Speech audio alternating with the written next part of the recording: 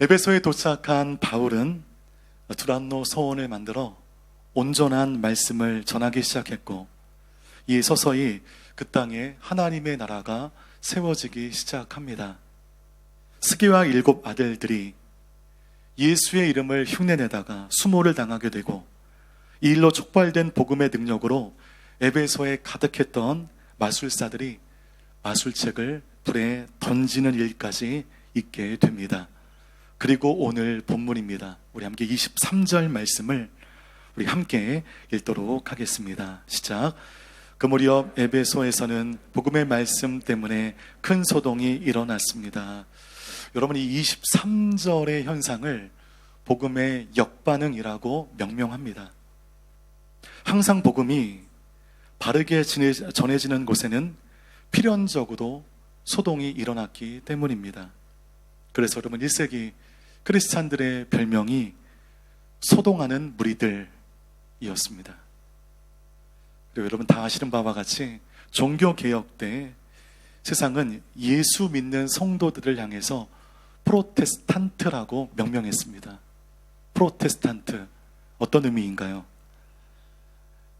항거하는 사람들, 저항하는 사람들이라고 하는 의미입니다. 여러분, 오해가 없었으면 좋겠습니다. 우리 예수 믿는 사람들이 무조건 항거하거나 저항하는 사람들이 아닙니다. 진리에 관한 것, 복음에 관한 것에는 늘 세상 속에 항거하는 사람들이 우리들이었습니다. 복음으로 인해 에베소 땅 가운데 필연적으로 있을 수 있는 그 소동이 일어나게 된 것입니다. 우리 한 번 더 지도를 보겠습니다. 바울과 브리스길라, 아굴라가 에베소에 있습니다. 에베소는 항구 도시였고 그 시대에 굉장한 인구를 자랑하는 대도시였습니다. 여러분, 이 에베소뿐만 아니라 그 시기의 도시를 이해할 때 중요한 것이 종교였습니다. 에베소는 그 어떤 도시보다 아데미 종교가 장악하고 있던 아주 혼탁한 도시였습니다. 아데미는 아주 관능미가 넘치는 여신이었고, 그러므로 종교 자체가 매우 음란했습니다. 이 사람의 성을 터치하는 종교였다는 것이죠. 여러분 보이시는 이 화면이 아데미 여신 조각입니다. 달린 게 뭐냐면 가슴인데요. 24개의 가슴은 이 종교의 또 하나의 지향성을 극명하게 보여주고 있습니다. 세상의 부요함이 나 아데미에게 있다, 이것을 보여주고 있는 것입니다. 여러분, 아데미는요, 성과 부요라고 하는 인간의 본능적 욕망을 파고든 우상이었습니다. 그래서 에베소의 수많은 사람들이 그 우상을 따르게 되는데, 역사 기록에 보면 에베소에 있던 아데미 신전은 그리스 파르테논 신전의 규모의 딱 4배였다고 하니 그 당시에 불가사의 중에 하나였다는 것입니다. 그 우상이 인간의 빗나간 욕망을 자극하여 얼마나 흥왕했는지를 보여주는 대목입니다. 여러분, 우리가 믿는 복음은 우리의 본능과 욕망을 자극하지 않습니다. 오히려 우리의 삐뚤어진 욕망을 제거하고 우리가 부르심에 맞게 살아갈 수 있도록 우리를 인도하신 하나님의 능력인 것입니다. 소아시아와 유럽 전역에서 아데미를 신봉하는 사람들이 1년에 한 번 에베소에 집결하게 됩니다. 이 아데미 여신을 1년에 한 번 크게 숭배하는 일종의 절기가 있었는데, 그것이 여러분 5월이었다고 합니다. 마치 여러분 라마단 때 수백만의 무슬림들이 메카에 집결하는 것처럼 5월만 되면 아데미 여신을 위한 축제와 카니발이 벌어지게 되고, 유럽과 소아시아 전역에 아데미를 신봉하는 사람들이 에베소에 올라와 아데미 신전에서 성대한 우상 숭배가 이루어지게 됩니다. 여러분, 이 아데미 종교의 특징이 있었는데, 다른 이방 종교처럼 상징이나 형상, 조각 등이 많았다는 것입니다. 이방 종교는 그 상징과 형상과 조각에 영적인 능력이 있다라고 믿었습니다. 그래서 이것을 몸에 지니면, 우리 집에 걸어두면 그곳으로 말미암아 영적인 효험이 극대화된다라고 믿었습니다. 제가 지금 사는 집에 이사 온 지 한 5달 정도 됐는데 4층 4호였습니다. 그러니까 현지인들이 되게 터부시하는 4가 2번이나 낀 집이었기 때문에 오래간 비어져 있어서 싼 값에 들어가서 얼마나 좋았는지 모르겠습니다. 근데 여러분, 그 집에 여기저기에 조각이 붙어 있는데 그 조각 떼느라고 아주 힘들었습니다. 문 앞에도 뭔지도 모를 조각이 붙어 있고, 거실에도 붙어 있었고, 심지어는 보이지 않는 옷장 저 깊은 곳에도 조각들이 붙어 있었습니다. 그러면서 영적인 효험을 바라는 것이죠. 근데 여러분, 이게 말이 안 되는 게, 이런 상징들을 누가 만듭니까? 우리 인간이 만들잖아요. 어떤 기술자가 만들었을 것입니다. 그렇다면 인간의 상상력과 창의력 안에서 그 우상의 형상과 조각이 만들어질 텐데, 그깟 인간의 상상력과 창의력에 국한된 신이라고 한다면 그 자체가 어떻게 신이 될 수가 있겠습니까? 하나님은 흑암이 깊은 중에도 상상할 수 없는 능력으로 인간을 창조하셨습니다. 그렇게 창조된 피조물에 불과한 인간이 인간의 생사화복을 주관하는 살아있는 신을 만든다는 것 자체가 어불성설이에요. 이 말이 안 되는 것입니다. 그렇게 모형이나 상징에 영적인 의미를 부여했기 때문에 당시 에베소 안에서 아데미 여신을 조각하여 판매하는 일은 굉장한 수익이 보장되어진 황금알을 낳는 사업이었습니다. 그것을 참배객들에게 파는 것입니다. 그러면 참배객들에게만 파는 것이 아니라 집에 두고 온 가족 수에 따라 그 우상의 조각을 구매하는 것입니다. 그 가족 모두가 그 조각을 몸에 지니고 있으면 복을 받는다라고 하는 이 맹신 때문에 우상의 조각들을 구매하게 된 것이죠. 내년에 다시 방문했을 때 새로운 조각을 가족 수에 따라 또 구입하게 됩니다. 여러분, 이것이 매번 반복이 되는 거죠. 그러니까 아데미 조각 장사는 망할 수 없는 사업이었고 5월 한 달간 바짝 벌어 1년을 먹고 사는 그런 사업이었습니다. 꿈의 직업이었죠. 사도행전 19장 우리 24절 말씀 함께 읽겠습니다. 시작. 데메드리오라는 은세공업자는 아데미 여신의 은 모형을 만드는 사람이었는데 직공들에게 적지 않은 돈벌이를 제공해주고 있었습니다. 데메드리오라고 하는 은세공업자가 등장하는데 이 사람은 길드, 즉 상인조합의 회장 같은 사람이었습니다. 때문에 이 사람은 파워도 있고 인적 네트워킹도 견고했으며 돈도 많은 사람이었기 때문에 에베소 안에서 여론을 주도할 수 있는 그런 위치에 있는 사람이었습니다. 이 사람이 주도하는 은으로 우상을 만들어 판매하는 사업은 날마다 최대 이익을 갱신하는 중이었습니다.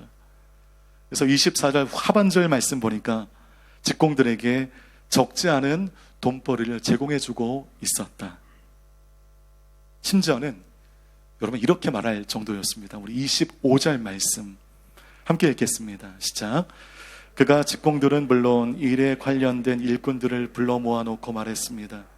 여러분도 알다시피 우리가 이 사업으로 소득이 꽤 좋았습니다. 데메드리오가 동업자를 다 불러놓고 얘기하는 거예요. 여러분, 우리가 이 사업으로 꽤 짭짤했죠? 돈 좀 벌었죠? 여러분, 그들은 우상의 조각을 만들어 판매하는 일로 부와 번영을 누렸다는 것입니다. 사실 그가 종교심이 특심하고 아데미 여신을 다른 사람보다 더 사랑해서 이 장사를 한 게 아니라는 것입니다. 결국 그가 노린 것이 무엇이었습니까? 돈으로 특정되어지는 부와 번영이었다는 것입니다. 나의 돈에 대한 욕망과 성공에 대한 욕심을 종교심으로 포장한 것이었습니다. 여러분, 그럴듯하게 됩니다. 와, 이 사람 종교심이 특심하니까 이 장사를 하는데, 야, 이 믿음이 대단하니까 아데미가 도와주는구나. 이렇게 여론을 바꿔 버렸습니다. 여러분, 이것을 물질주의, 만모니즘이라고 합니다. 여러분, 돈은 좋은 거죠. 필요한 겁니다. 내 돈에 노예가 되는 순간 우리는 인간성을 상실해버리고 우리의 인생은 추락하게 된다는 것이죠. 여러분, 모두 돈의 노예가 되지 않고 돈을 제어하며 살아갈 수 있는 지혜가 있게 되기를 주님의 이름으로 축복합니다. 그런데 어느 날부터인가 아담이 신전을 중심으로 이상한 기운이 감돌기 시작하는 거예요. 결산을 해보니까 자꾸 수입이 줄어들기 시작하는 것입니다. 5월, 그 황금의 5월이 지나고 6월 결산을 해보니까 5월에 이번 해의 수입이 퍽 줄었다는 것입니다. 이제까지 여러분, 수입이 늘어나면 늘어났지 줄어든 적이 역사에 없었거든요. 그래서 원인을 분석해 보니 뜻밖의 이유를 찾게 되었습니다. 우리 26절 말씀 함께 읽겠습니다. 시작. 그런데 여러분 보고 들은 대로 바울이라는 이 사람이 여기 에베소뿐 아니라 아시아 온 지방에서 사람이 만든 신은 신이 아니더라며 많은 사람들을 설득해 마음을 돌려놓고 있습니다. 데메드리오가 자기 휘하에 있는 모든 인적 네트워크를 동원하여 수익 감소 이유를 분석해 보니 바울이라는 사람이 몇 해 전에 이 에베소에 들어와 전하는 가르침의 영향력 때문에 경제적인 손실이 왔다라고 결론을 내린 것입니다. 그 이유가 여러분 객관적이지가 않죠. 되게 영적인 이유를 들이댔습니다. 지어낸 이야기인데 어느 교회가 있었는데 그 교회 바로 옆에 공교롭게도 룸사롱이 있었다죠. 근데 룸사롱이 너무너무 잘 됐다는 것입니다. 그다음 교회 옆에 룸사롱이 있으니 이게 은혜가 안 되는 거예요. 새벽 기도 갈 때도 사람들이 흥청망청 자꾸 성도들이 물드는 것 같고 차세대의 아이들이 자꾸만 안 좋은 환경들을 보는 것 같고 그 교회에서 저 룸사롱이 망하기 위한 특별 새벽 기도를 시작합니다. 여러분, 새벽 기도가 끝나고 얼마 아니다가 누전으로 추측되어진 화재로 전소가 돼서 룸사롱이 망한 것입니다. 여러분, 룸사롱 사장이 손해배상 청구를 그 교회 담임 목사에게 한 것입니다. 이 교회가 우리 룸사롱 망하라고 기도했기 때문에 우리 룸사롱이 화재가 나서 망한 것이다 라고 주장하니 그 교회 목사님이 이렇게 말씀하셨다죠. 아니, 화재가 나서 망하라고 기도한다고 화재가 납니까? 누가 믿음이 좋은 건지 누가 믿음이 좋은 건지 모르겠어요. 네. 여러분, 데메드리오의 이 분석이 되게 영적입니다. 되게 웃긴 결과죠. 근데 정확한 분석이었습니다. 데메드리오가 분석한 내용이 맞습니다. 바울은 두란노 성원에서 날마다 강론했습니다. 사도 바울이 전한 복음의 영향력이 우상에 물든 사람들의 마음을 조금씩 서서히 움직여 놓았다는 것이죠. 여러분, 우상이라는 것이 무엇인가? 하나님께서만 주실 수 있는 것을 다른 것을 통해 얻으려고 인간 스스로 만든 것, 이것을 우리가 우상이라고 정의할 수가 있습니다. 때문에 그 종교에 형상과 조각이 존재한다는 것은 무엇을 말하는가? 그 종교가 매우 불안정하다는 것을 자인하는 꼴이 되는 것입니다. 인간은 종교적 존재이기 때문에, 영적 존재이기 때문에 복음 안에 있을 때와 그렇지 않을 때가 행동 차이가 아주 뚜렷합니다. 우리가 복음 안에 있을 때, 충만한 은혜 가운데 있을 때 우리는 완전한 진리 가운데 있기 때문에 다른 형상이나 조각이 전혀 필요하지 않아요. 마음이 늘 평안합니다. 환경이 좋아 평안한 게 아니에요. 환경은 어려운데 내 마음이 평안한 것입니다. 복음 안에는 인간을 향한 하나님의 완전한 아가페 사랑이 담겨 있기 때문에 다른 어떤 것들이 들어갈 틈이 없습니다. 그러나 가짜를 진리로 믿고 살아가는 사람들은 허탄한 우상으로 말미암아 그 마음에 공허한 마음이 늘 있다는 것이죠. 그러니 늘 불안합니다. 그 공허하고 불안한 마음을 온갖 형상과 조각이 채우는 것입니다. 조각을 몸에 지니고 부적을 몸에 지니고 여기저기에 붙여놓고 여러분, 이렇게 우상일수록 화려하고 각색 조각들이 존재합니다. 여러분, 우리 교회는 교회당에 그 흔한 십자가도 없죠. 이거 제가 질문을 몇 번 받았거든요. 왜 온누리교회는 십자가도 없냐? 여러분, 우리의 신앙은 십자가 위에 세워져 있습니다. 십자가로 말미암아 우리가 죄인인 것을 깨닫고 십자가의 은혜로 우리가 새롭게 되었습니다. 믿으시죠? 그 십자가의 은혜와 보혈로 우리가 바뀌었습니다. 그 십자가의 은혜를 우리가 믿고 사랑하는 것이지 십자라고 하는 형상을 믿는 것이 아닙니다. 혹여나 십자라고 하는 이 형상이 우리 믿음의 중심이 될까봐 우리 교회는 십자가 형상도 없습니다. 하지만 우리는 십자가의 신앙으로 살아가는 것이죠. 사도 바울의 영향력이 그 땅에 퍼져가기 시작합니다. 격렬한 핍박도 있고 무서운 공격도 있었지만, 그러나 한 명 한 명씩 온전한 복음 앞에 녹아지면서 돌짝밭 같은 그의 심령에 변화가 시작이 됩니다. 급기야 지난주 말씀 가운데 그 완악했던 에베소의 마술사들이 그들의 마술책을 불에 던지며 하나님 앞에 나오는 일들이 에베소에 있었다는 것입니다. 여러분, 이렇게 복음을 만난 사람들이, 하나님을 만난 사람들이 성과 부여로 미혹하는 가짜신 아데미 신전으로 올라가겠습니까? 올라가지 않습니다. 마술사들이 유일한 밥줄인 마술책까지 불 속에 던지는 판국인데 아데미 조각을 사겠습니까? 부적을 몸에 지니겠습니까? 절대 안 사죠. 주님의 은혜면 다인 것이죠. 예수 그리스도면 다인 것입니다. 내 마음을 안정시킬 수 있는 그 어떤 형상도 필요하지 않아요. 그러다 보니 그 신전을 중심으로 돌아가던 경제 활동에 뚜렷한 지장이 생기기 시작한 것입니다. 데메드리오가 그것을 간파한 것입니다.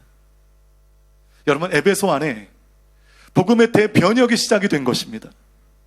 여러분, 이것이 바울의 논리력 때문이었습니까? 아니면 잘 짜여진 양육 프로그램 때문이었습니까? 어떤 경건한 무브먼트 때문이었습니까? 아닙니다. 오직 하나, 하나님의 말씀 때문에 이 지경이 된 것이죠.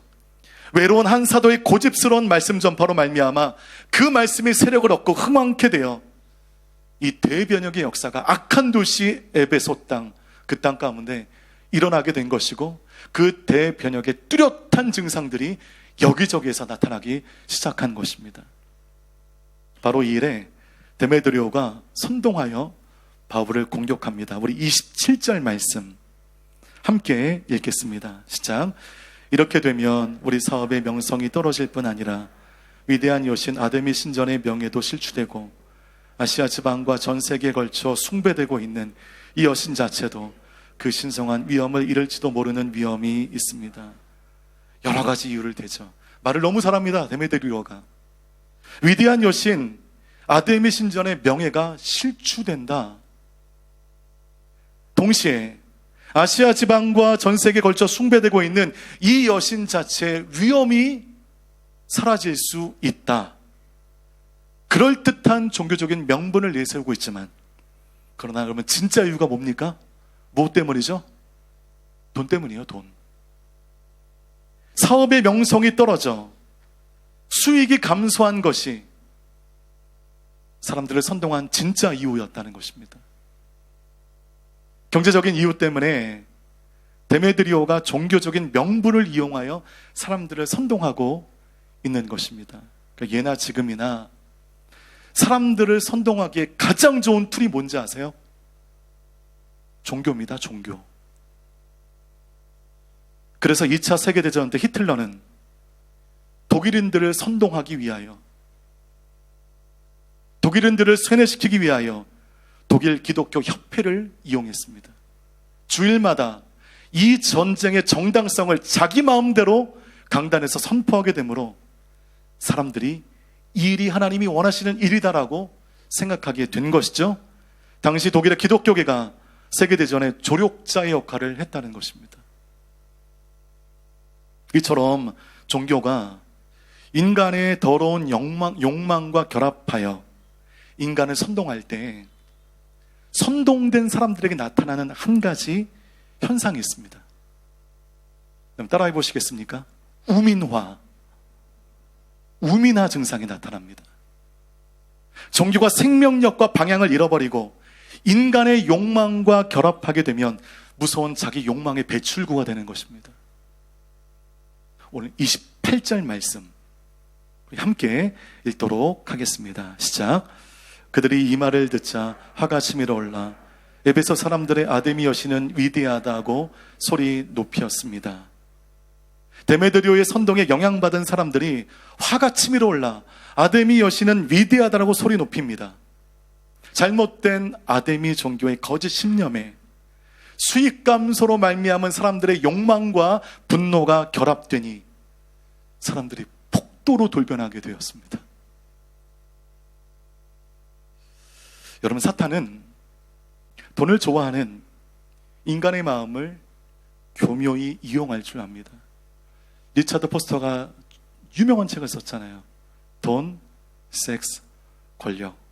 인간이 이 세 가지에 얼마나 취약한지를 그 책이 아주 적나라하게 밝혔습니다. 예, 맞습니다. 우리는 이 세 가지에 너무너무 약합니다. 이 세 가지 중에 여러분들마다 더 약한 영역들이 있을 텐데 문제는 사탄이 그것을 정말 간파하고 있다는 것이죠. 특별히 보편 대다수의 사람들은 돈의 문제에 너무 연약합니다. 그래서 사탄은 경제적인 문제를 가지고 사람들을 미혹하고 시험합니다. 그러므로 예수 믿는 사람들은 경제적인 부분에서 더욱 깨끗하고 정직해야 됩니다. 또한 가끔은 여러분 초연할 줄도 알아야 합니다. 양보도 할 수 있어야 되고 어떤 때는 손해볼 줄 아는 용기도 필요합니다. 왜냐하면 세상에 복음을 전하고 그들에게 하나님의 나라를 가르쳐 주어야 할 중차대한 책임을 가지고 있는 우리가 살아가는 방식이 세상의 사람들이 다 사는 방식과 달라야 하기 때문입니다. 사람들은 단 1원도 손해보고 싶어 하지 않습니다. 근데 우리는 하나님의 영광을 위한 것이라면 가끔은 손해볼 줄 아는 용기, 이 또한 필요하다는 것이죠. 여러분, 이 에베소 안에서 극심한 우민화 현상이 극명하게 보이고 있습니다. 재미있죠? 에베소라고 하는 대도시를 중심으로 한쪽에서는 신학의 대변혁 운동이 시작되고 있고 한쪽에서는 사람들의 우민화 현상이 벌어지고 있습니다. 심지어는 32절 말씀 우리 함께 읽도록 하겠습니다. 32절입니다. 시작. 연극장 안에서 어떤 사람은 이 말을 하고 또 다른 사람은 저 말을 하는 통에 모인 곳은 매우 혼란스럽게 됐습니다. 심지어 자기들이 왜 그곳에 모였는지 모르는 사람들도 대부분이었습니다. 이렇게 될 수 있어요. 왜 모였는지, 내가 무엇을 하고 있는지 이유도 알지 못하고 사람들이 왕왕 소리를 지르고 분노하니 그곳에 따라 이곳에 왔다는 것입니다. 사람들이 우민화가 되어 버렸습니다. 여러분, 자칫하면 우리가 이 영적 우민화가 되어서 신앙의 이유가 목적이 없는 채로 열심을 낼 수 있다는 것이죠. 사람들이 가자는 대로 우르르 몰려가는 영적 우민화가 이 종교 안에서 얼마든지 가능합니다. 한국교회 안에 영향력을 완전히 잃어버린 교회가 없지 않아요. 정치화되고 계급화되고 율법화된 교회가 있습니다. 심지어 한국교회를 위해서는 소멸되어야 할 교회도 없지 않다는 것이죠. 그런데 그 교회 안에는 아직도 많은 성도들이 그의 인생을 걸고 소위 신앙생활을 하고 계십니다. 예수 잘 믿어야 복받는다에 아멘하고 매우 노골적인 정치적인 발언 가운데도 아멘하고 의미 없는 조크에도 아멘하고 영적 우민화입니다. 목적과 이유를 상실한 집단입니다. 그래서 여러분, 아멘을 너무 안 하시는 것도 문제지만 말끝마다 아멘하는 것도 문제입니다. 여러분들은 아멘을 많이 안 하셔서 감사하긴 한데 이런 말씀을 듣다가 이거는 바르다, 이거는 하나님의 뜻과 맞다라고 한다면 좀 아멘해 주셔야 돼요. 이 목사가 쏠린 정치적인 이름으로 쓸데없는 소리를 하고 하나님의 말씀 가운데 없는 얘기를 한다면 아멘하지 마시고 노려보십시오. 여러분들 이제 제가 설교할 때 아멘이 없다면 동의 안 하는 걸로 제가 알고 인식을 하도록 알겠습니다. 가끔은 좀 아멘 좀 해주시고, 너무 쓸데없는 것은 아멘 하지 말아주시고. 여러분, 지금도 어이없는 이단 가운데 얼마나 많은 사람들이 미혹됐습니까? 여러분, 유튜브 한번 들어가 보십시오. 이단들이 가르치는 그 강의를 한번 들어보십시오. 이건 개그 콘서트입니다. 여러분, 그 가르침에 아멘, 두 손 들고 아멘. 여러분, 미혹의 영이 이처럼 무서운 것입니다. 영적 우민화가 이처럼 가능한 것입니다. 바른 믿음으로 봐야 할 것을 보고 들어야 할 것을 들으며 살아가시는 여러분 모두 되시기를 바라겠습니다. 여러분, 이 우민화가 있는데 우리 이재훈 위임 목사님을 통하여 액츠 29 다음으로 우리 온누리교회 주신 또 하나의 비전이 있죠. 예수 바보입니다. 우민화, 예수 바보. 여러분, 느낌이 비슷하죠? 여러분, 완전히 다릅니다. 우리가 추구하는 예수 바보는 무엇인가? 하나님이 내 삶을 통해 드러나시도록 의지적인 바보가 되는 것입니다. 그러나 우민화는 모르는 것이고 깨닫지 못하는 것이고, 아니, 깨달으려고도 하지 않는 것입니다. 바른 말씀의 기초 위에서 이것이 상식적이고 이성적인 말씀인가, 이것이 과연 옳은 길인가, 이것을 고민하며 우리 모두 함께 상식에 부합하는, 그러나 하나님의 영이 운행하시는 그런 교회를 만들어 가기를 원합니다. 그런 교회가 되어야 될 줄 믿습니다. 우리 마지막 34절 말씀 우리 함께 읽겠습니다. 시작. 그러나 그가 유대 사람임을 알아챈 그들은 모두 한 목소리로 에베소 사람들의 아데미 여신은 위대하다라며 2시간 동안이나 외쳐댔습니다. 2시간이나 무슨 소리를 떠드는지도 모르고 소리 지르고 난리를 쳤습니다. 욕망과 탐욕의 노예가 되어 그 감정을 자극하는 말에 선동되어 우민화가 되어버린 이 안타까운 에베소라고 하는 도시에, 그러나 작은, 그러나 강력한 하나님의 치료가 임하게 되는데, 그 치료는 거대한 저항을 불러일으키게 됩니다. 한 외로운 사도가 전한 복음의 능력으로 인해 에베소 안에, 이 에베소라고 하는 거대 도시 가운데 사람들의 잘못된 종교적 가치관이, 도시의 영적 흐름이 바뀌어져 버렸습니다. 복음이 들어가게 되면 우상과 관계된 업종들이 자연히 퇴보하게 되고 유흥업소가 분명히 손해보는 것입니다. 신앙 부흥은 신앙 안에서만, 이 사랑홀 안에서만 맴도는 찻잔 속의 태풍이 아닙니다. 여러분, 교회 역사학적으로 신앙의 부흥이 있었던 곳들마다 상의 정의와 사회 정화라고 하는 필연적인 현상을 동반했습니다. 그것이 에베소에 나타난 것이죠. 호치민 안에 29개 한인교회가 있습니다. 그 29개 교회 중에 호치민 온누리 교회가 있습니다. 여러분들이 계십니다. 여러분의 존재로 말미암아 호치민 땅이 정화되어져 가고 있나요? 깨끗해 되고 있습니까? 이용가가 사라지고 점집들이 소멸되고 있습니까? 안타깝게도 아닌 것 같아요. 가끔 스카이가든 갈 때마다 늘어나는 것은 유흥업소인 것 같고 퇴폐업소인 것 같습니다. 믿는 사람들이 이렇게나 적지 않은데 우리의 신앙이 이 땅을 정화시키지 못하고 있는 것입니다. 아우, 저 사람들, 악한 사람들, 탐욕스러운 사람들, 음란한 사람들 욕할 게 아니라 우리가 살아가는 삶의 자리에서 과연 예수 잘 믿고 있는가, 말씀 가운데 정말 잘 살아가고 있는가, 이것을 돌아봐야 된다는 것입니다. 말씀 마치겠습니다. 바울은 에베소에서 우상을 만드는 업종에 종사하는 사람들을 찾아가서 그거 악한 것이니 그만두라고 소리치지 않았습니다. 여러분들이요, 저 악한 우상들 다 부셔버리십시다 라고 선동하지도 않았습니다. 조용히 두란노 서원에서 자발적으로 다가오는 사람들과 함께 예수 그리스도만, 온전한 복음만 증거했습니다. 작은 일이죠. 특별하지 않은 일입니다. 그러나 그 일을 통하여 어떻게 되었습니까? 말씀의 능력 앞에 우상이 깨어지기 시작했고 선한 영향력이 그 도시 가운데 점점 확대되기 시작했습니다. 우상과 연관된 업종, 죄와 연관된 업종이 힘을 잃어버리기 시작했습니다. 아데미 여신의 조각을 판매하는 일의 수익이 감소하기 시작했습니다. 정말로 하나님의 복음의 역사가 나타났다는 것을 증명하고 있는 것입니다. 여러분, 이 이야기가 우리에게 주시는 메시지가 뚜렷합니다.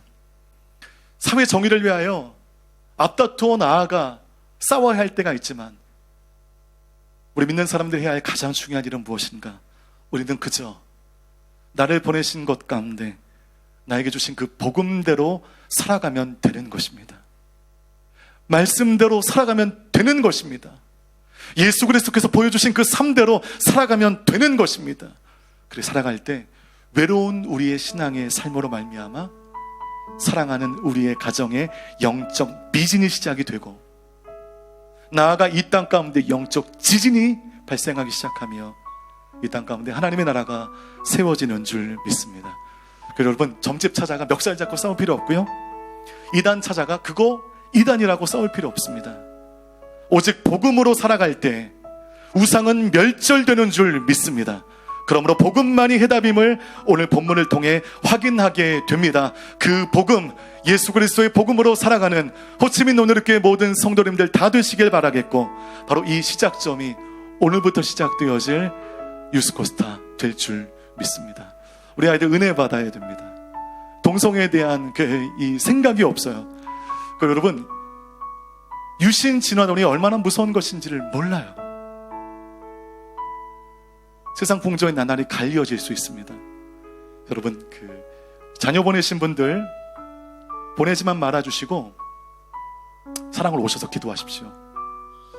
그리고 조금 더 열정이 있으신 분들은 오셔서 기도하십시오. 우리가 기도처를 마련해 놓았습니다. 보내지만 마십시오. 보내시고 골프 치러 가는 거 아시죠?